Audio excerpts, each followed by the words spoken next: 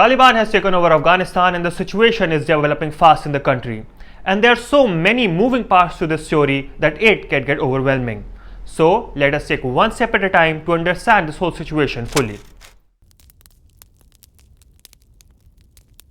To understand how things got to where it is today, we first need to understand how the Taliban was able to survive the mighty US Army and take over Kabul without firing a single bullet. Taliban takeover of Afghanistan now inevitable? No, it is not. Because you have the Afghan troops have 300,000 against something like 75,000 Taliban. How can a military of 300,000 strong be defeated by 75,000 guerrilla fighters? Taliban was able to defeat the US and the Afghan army the same way the Mujahideens were able to defeat the USSR in late 1900s, with the help of foreign support. In 1980s, the Mujahideens were armed by the US to defeat the USSR in Afghanistan. That is how a group of tribal fighters were able to defeat one of the most powerful armies in the world. Similar is the case with Taliban. While US and Afghan army were busy fighting Taliban in Afghanistan, the Taliban was being actively supported by Pakistan. On one hand, US was paying millions of dollars to Pakistan to fight terrorism in their country. On the other, the Pakistan was using the same money to fund Taliban fighters to kill US troops in Afghanistan. Pakistan played a double game in Afghanistan and won.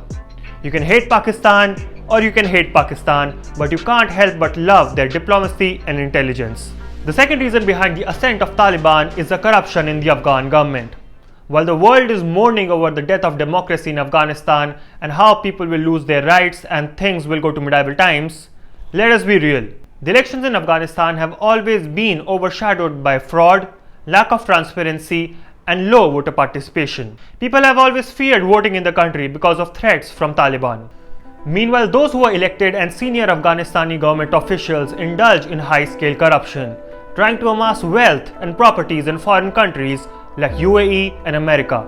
Therefore, it was not at all surprising to see former President Ashraf Ghani and other Afghani elites flee from the country with cars full of cash the moment Taliban stepped into Kabul. They always knew that Taliban will take over, and they were prepared for it. In the 20 years the Afghan government ruled the country with the help of US, they did not do enough to provide essential services to common people and earn their trust. In many cases, it was the Taliban that was providing government services like security and justice to common people, therefore making the common citizens of Afghanistan feel indifferent to the Afghan government. The Afghan government also failed to create a strong sense of nationalism among the Afghanistani population. That is the reason they did not care to fight Taliban when it took over. And Biden is kinda right. American troops cannot and should not be fighting in a war and dying in a war that Afghan forces are not willing to fight for themselves. Now, I'm not taking any of the credit away from the strong and brave people of Afghanistan who have fought hard to improve the situation of their country. I'm just saying that common people were not supported enough by the Afghan government. Similarly, corruption also infected the Afghanistan's army. And during the endgame, they were abandoned by both the US and the Afghan government. Therefore, they had no choice but to surrender to Taliban. Support from Pakistan, corruption in Afghan government, and the indifference of Afghani people towards the Afghan government are some of the reasons why Taliban was able to take over Kabul without much fighting. Taliban is here. Taliban says it has changed. It says that in the Islamic Emirate, people will have rights. Women will be respected and will be allowed to go to work. People who supported the US Army will be forgiven, and minorities will be protected. Things will be different this time. Well, I can just say one thing about that. Taliban has learned a thing or two about public relations. As we speak, girls are being forced to marry Talibani fighters, and women are being forced to quit their jobs. Taliban is firing at people who are protesting against them.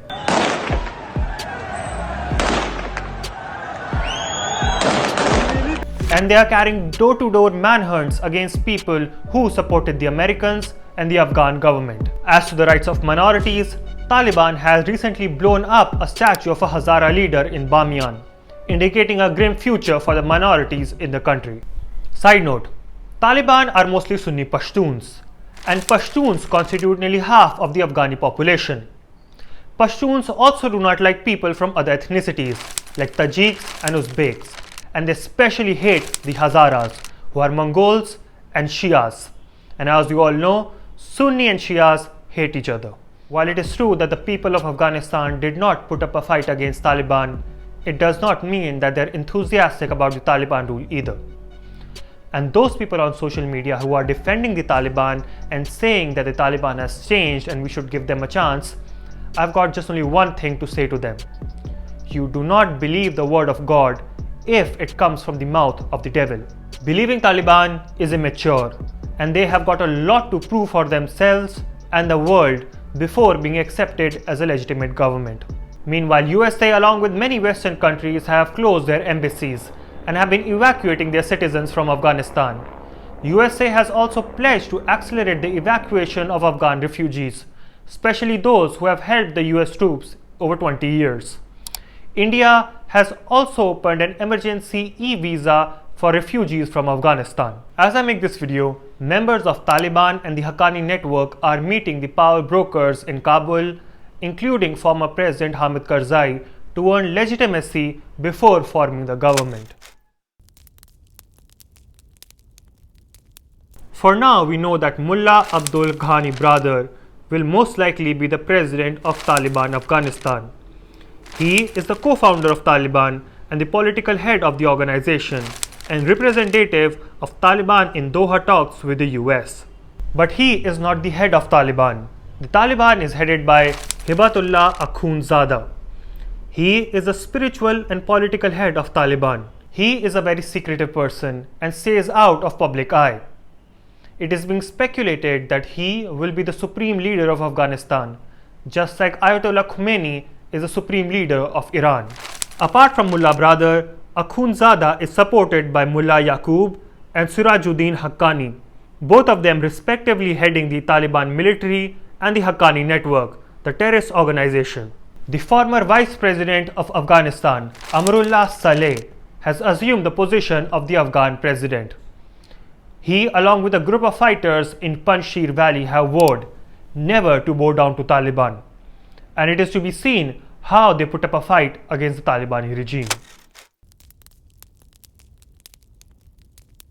As US leaves Afghanistan, the country comes under the influence of China. China has even welcomed the Talibani rule. As a result, today, China effectively influences Central Asian countries, most of South Asian countries, Pakistan, Myanmar, Sri Lanka, etc., and Iran. After US left Afghanistan, China has no challengers in its west, except for India, of course. India is the only country in Asia who is capable enough to counter China both economically and militarily. And over the years, India has proved itself as a reliable and responsible partner, unlike some other countries. And it is in the interest of the Western world to make India an economic powerhouse to counter China. Therefore, the Taliban taking over Afghanistan could prove as an economic boon for the people of India in both short and long term. At the same time, concerns regarding the use of Afghanistan soil to conduct terrorism against India and the world are also legitimate. It is being speculated that Afghanistan will become a safe haven for Islamic terrorists, and many terrorists will migrate there, just like many extremists migrated to Iraq and Syria when ISIS briefly created the Islamic Caliphate. Thus, India needs to maintain an extensive intelligence network in the country to prevent any terrorist attack. As refugees and possibly terror pour into Pakistan from Afghanistan, a conflict between the two countries is inevitable. And I don't think Taliban will even spare China if it meddles too much into its affairs. India needs to be on a constant watch in Afghanistan and exploit any situation that arises between Taliban, Pakistan, and China. Russia has welcomed Taliban, but it is still cautious, considering how the Mujahideen forced USSR out of their country. As for USA, they never had an easy choice. Exiting Afghanistan was always going to be a messy affair, and they are very lucky that there was little bloodshed after they had left Afghanistan. If there was violence after they had left, the image of US as a responsible state would have been burned to ground. and Biden would have most probably been eaten alive. The only thing US could have done differently is by exiting the country in a more organized manner, instead of abandoning Afghanistan in middle of the night. Things are moving fast in Afghanistan, and one video does not do justice to the story. So I'll be keeping a close eye on the country. Thank you ladies and gentlemen for coming over to my vlog. I'll see you soon.